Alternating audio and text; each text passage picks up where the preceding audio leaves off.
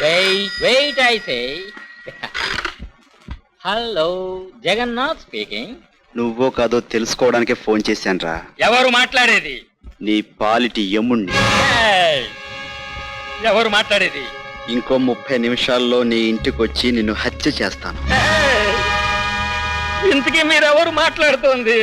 ఇంకా 29 నిమిషాల్లో నిన్ను హత్య చేస్తాను. సరిగ్గా 28 నిమిషాల్లోనే నువ్వు చావబోతున్నావు.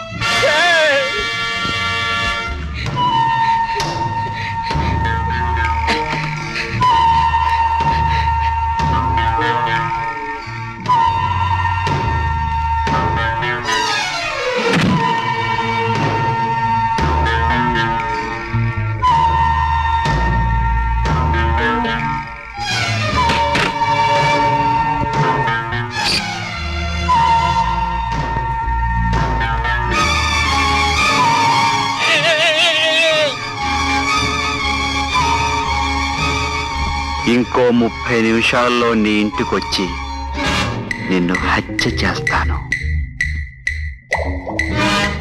ఇంకొక 29 నిమిషాల్లో నేను హత్య చేస్తాను. సరిగ్గా 28 నిమిషాల్లో నేను చావబోతున్నావు.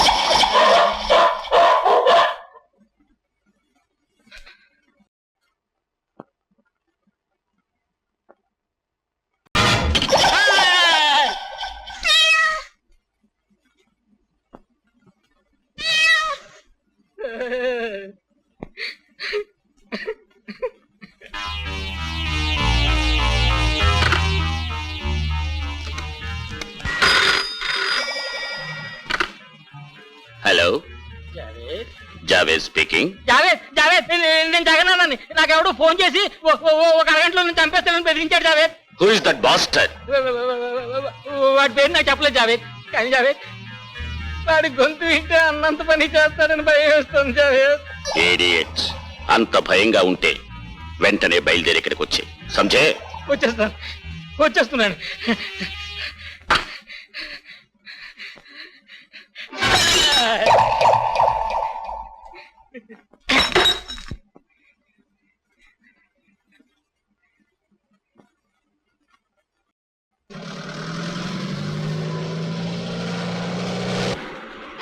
అరేనా? అరే దూరం సార్, పడిపోతారా?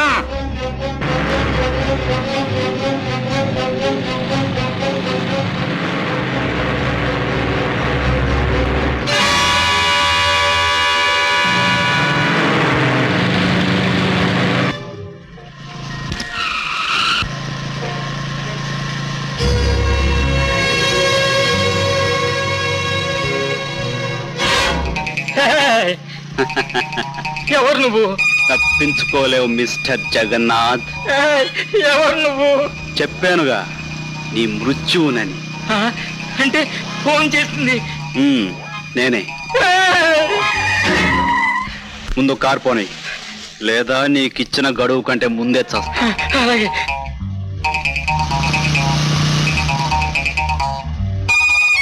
15 సంవత్సరాల క్రితం మీరు నన్ను మా అమ్మని తాళతో కట్టేసి హింసించారు.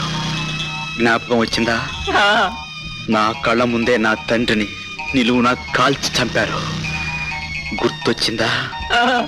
మా అక్కను అమానుషంగా మానభంగం చేశారు. మర్చిపోయావా? లేదు. నేను ఎందుకు వచ్చానో ఇప్పుడు అర్థమైందా? నన్నేం చేయకు. ఏమీ చేయను, ప్రాణాలు మాత్రమే తీస్తా.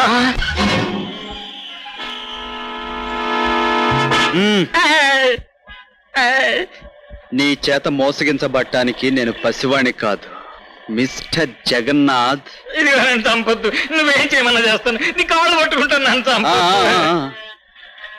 ఇంత దిగజారిపోయి బతిమాలుతున్నావు కాబట్టి నిన్ను నా చేత్తో చంపను. నేను 10 లెక్క పెట్టేలోగా నువ్వు దిగి పారిపోతే బతికిపోతావు. అలాగే థ్యాంక్స్. 1 2 3 4 5.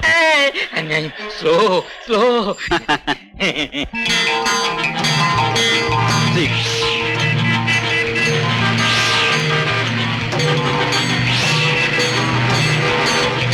7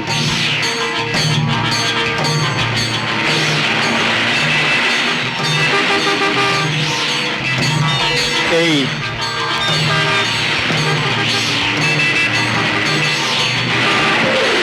9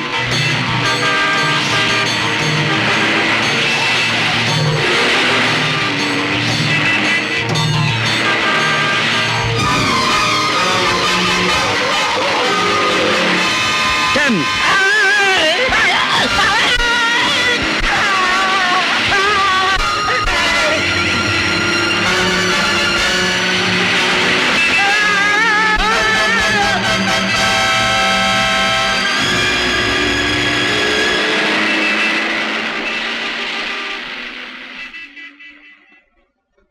ప్రముఖ వ్యాపారవేత్త జగన్నాథ్ దుర్మరణం.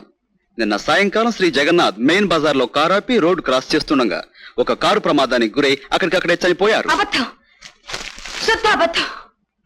షూర్ మేడం, శుద్ధ అబద్ధమే. ఇది యాక్సిడెంట్ కాదు, ఇది హత్య. కరెక్ట్, ఇది యాక్సిడెంట్ కాదు, హత్యే.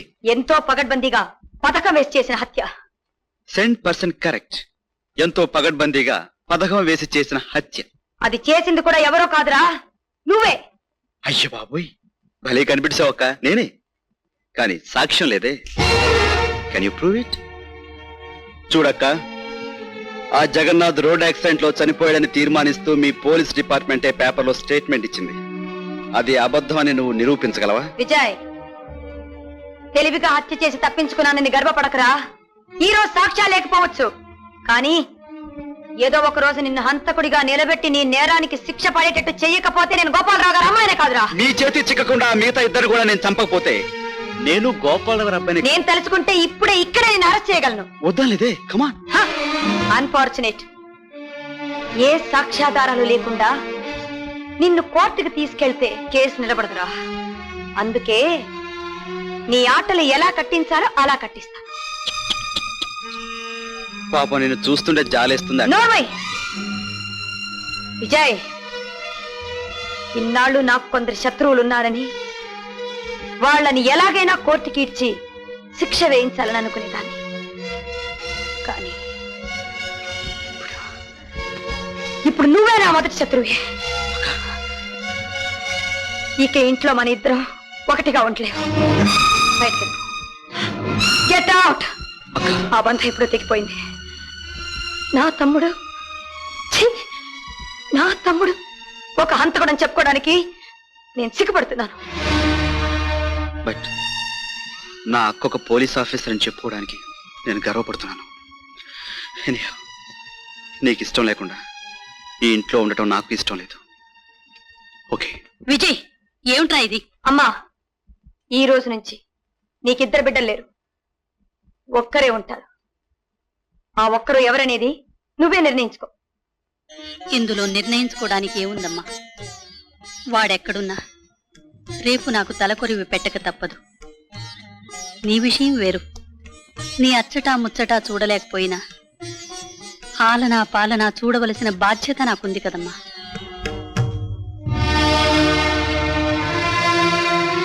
ఇంకా నిలబడ్డావేరా, వెళ్ళిపో.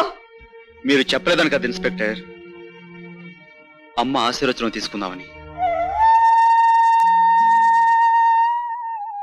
అమ్మా, నాన్నగారి ఆత్మశాంతి కోసం నేను ఒక మారణ హోమం చేస్తున్నాను. నా ఆశయం నెరవేరాలని, అందులో నాకే విజయం లభించాలని నన్ను మనస్ఫూర్తిగా ఆశీర్వదించమ్మా.